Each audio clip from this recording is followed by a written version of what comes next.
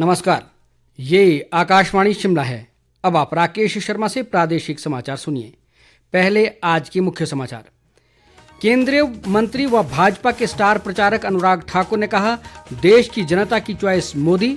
प्रधानमंत्री ने हिमाचल को दी कई बड़ी सौगातें। उप मुख्यमंत्री मुकेश अग्निहोत्री ने कहा, पिछले 1.5 वर्ष के कार्यकाल में किए गए विकास कार्यों को लेकर जनता के बीच जाएगी कांग्रेस। लाहौल स्पीति में दारचा से आगे बारालाचा दर्रा लेह मार्ग भारी वाहनों की आवाजाही के लिए अभी भी अवरुद्ध। और प्रदेश में कल से पश्चिमी विक्षोभ की सक्रियता से कुछ स्थानों पर हल्की वर्षा की संभावना, लोगों को गर्मी से मिलेगी राहत। अब समाचार विस्तार से। प्रदेश में लोकसभा चुनाव और 6 विधानसभा क्षेत्रों में 1 जून को होने वाले उपचुनाव के लिए चुनाव प्रचार तेज हो गया है। भाजपा व कांग्रेस सहित निर्दलीय और अन्य पार्टियों के नेता अपने अपने प्रत्याशियों के पक्ष में चुनाव प्रचार में जुटे हुए हैं।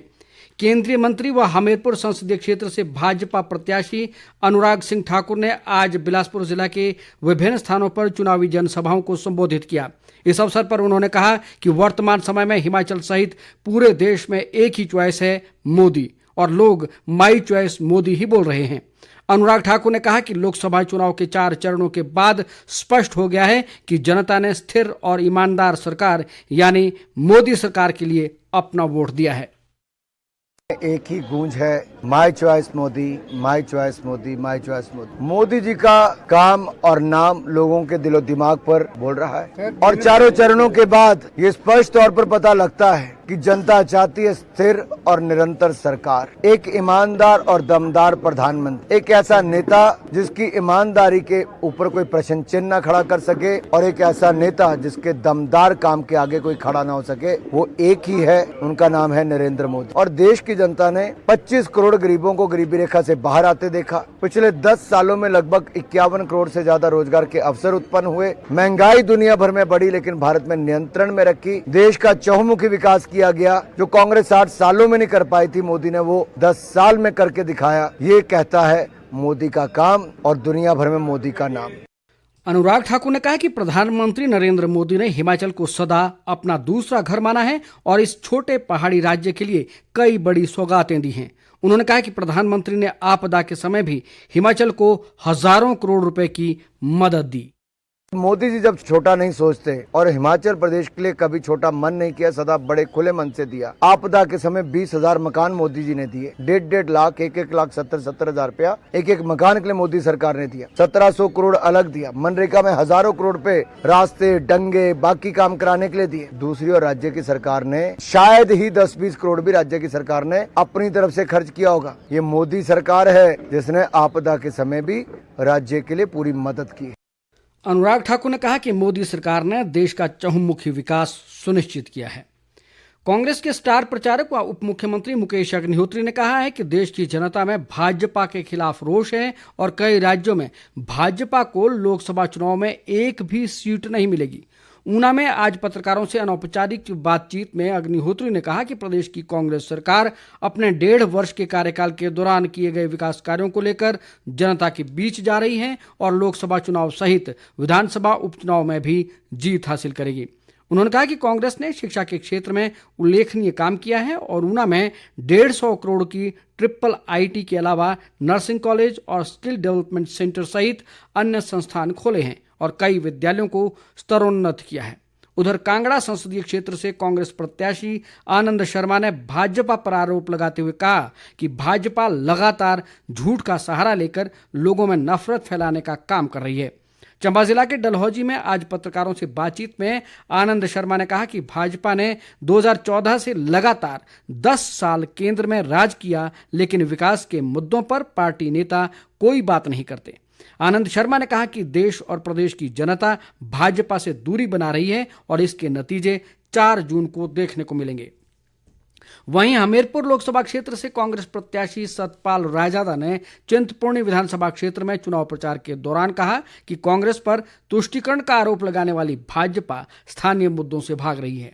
उन्होंने कहा कि भाजपा के पास हमीरपुर संसदीय क्षेत्र के लिए कोई भी उपलब्धि बताने को नहीं है। ऐसे में भाजपा धर्म व तुष्टीकरण की राजनीति कर लोगों को गुमराह करने का प्रयास कर रही है। इधर मंडी संसदीय क्षेत्र से कांग्रेस उम्मीदवार विक्रमादित्य सिंह ने आज बंजार व मनाली विधानसभा क्षेत्र के कई स्थानों पर चुनावी जनसभाओं को संबोधित किया। उन्होंने कहा कि भाजपा धर्म के नाम पर बड़ी बड़ी बातें करती है पर उस पर अमल नहीं करती। विक्रमादित्य सिंह ने कहा कि प्रदेश में देव संस्कृति के संरक्षण में पूर्व मुख्यमंत्री स्वर्गीय वीरभद्र सिंह का बहुत बड़ा योगदान है। नेता प्रतिपक्ष जयराम ठाकुर ने कहा है कि भाजपा हिमाचल प्रदेश में मुद्दों को लेकर चुनाव लड़ रही है, जबकि कांग्रेस जनता को झूठ बोलकर गुमराह करने का प्रयास कर रही है। मंडी जिला के बाली चौकी में आज भाजपा प्रत्याशी कंगना रणौत के पक्ष में चुनावी जनसभा को संबोधित करते हुए उन्होंने ये बात कही। जयराम ठाकुर ने मतदाताओं से कंगना रणौत को भारी मतों से विजयी बनाने का आग्रह किया। इस बीच शिमला संसदीय क्षेत्र से भाजपा प्रत्याशी सुरेश कश्यप ने आज नाहन में जनसंपर्क कार्यक्रम के तहत लोगों से अपने पक्ष में मतदान करने की अपील की। उन्होंने कहा कि प्रधानमंत्री नरेंद्र मोदी के नेतृत्व में देश आज नई ऊंचाइयों को छू रहा है, जिससे भारत को अंतर्राष्ट्रीय स्तर पर नई पहचान मिली है। सुरेश कश्यप ने कहा कि मोदी सरकार ने पिछले 10 वर्ष के कार्यकाल में अनेक ऐसी योजनाओं की शुरुआत की है जिसका लाभ समाज के गरीब वर्ग को हो रहा है। प्रदेश भाजपा अध्यक्ष राजीव बिंदल ने कहा है कि प्रधानमंत्री नरेंद्र मोदी के नेतृत्व में जहां देश आगे बढ़ रहा है, वहीं हिमाचल प्रदेश भी तेज गति से आगे बढ़ता हुआ दिख रहा है।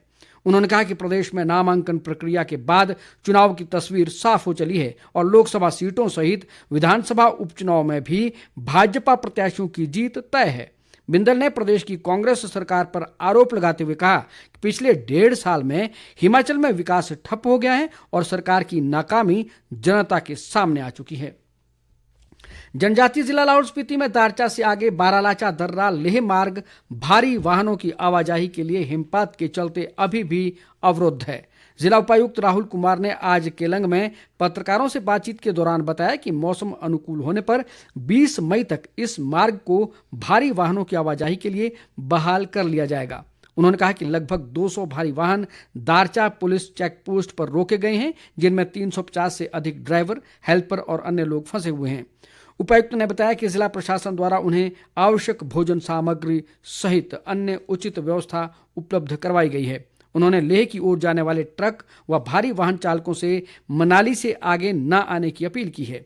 उन्होंने कहा कि जब तक सीमा सड़क संगठन द्वारा इस मार्ग को बहाल नहीं कर लिया जाता, तब तक ट्रकों की आवाजाही प्रतिबंधित रहेगी। उपायुक्त ने लोगों से जिला प्रशासन की आपदा प्रबंधन प्राधिकरण की एडवाइजरी की अनुपालना करने का आग्रह भी किया।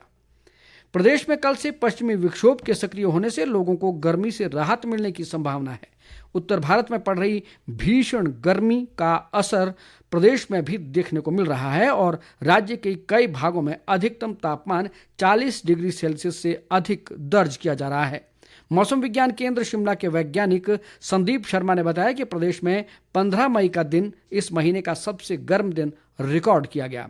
उन्होंने कहा कि प्रदेश में कल से सक्रिय होने वाले पश्चिमी विक्षोभ से मध्यम ऊंचाई वाले क्षेत्रों में हल्की वर्षा की संभावना है, जबकि कुछ स्थानों पर तेज हवाओं के चलने का भी अनुमान है।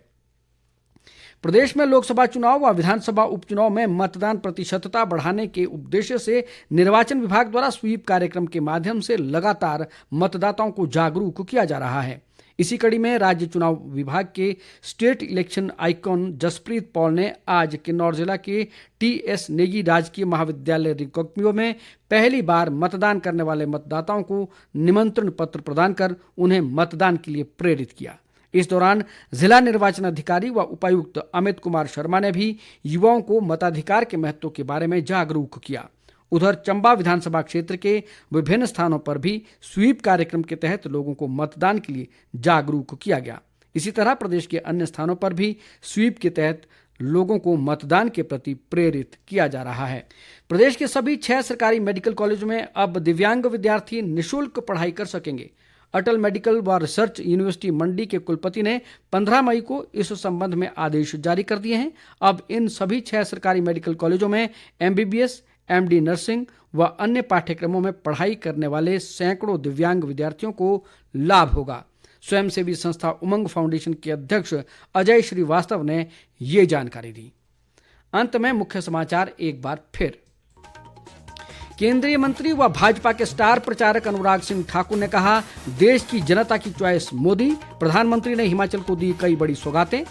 उप मुख्यमंत्री मुकेश अग्निहोत्री ने कहा, पिछले 1.5 वर्ष के कार्यकाल में किए गए विकास कार्यों को लेकर जनता के बीच जाएगी कांग्रेस। लाहौल स्पीति में दारचा से आगे बारालाचा दर्रा लेह मार्ग भारी वाहनों की आवाजाही के लिए अभी भी अवरुद्ध। और प्रदेश में कल से पश्चिमी विक्षोभ की सक्रियता से कुछ स्थानों पर हल्की वर्षा की संभावना। लोगों को गर्मी से मिलेगी राहत। इसके साथ ही समाचार बुलेटिन समाप्त हुआ। नमस्कार।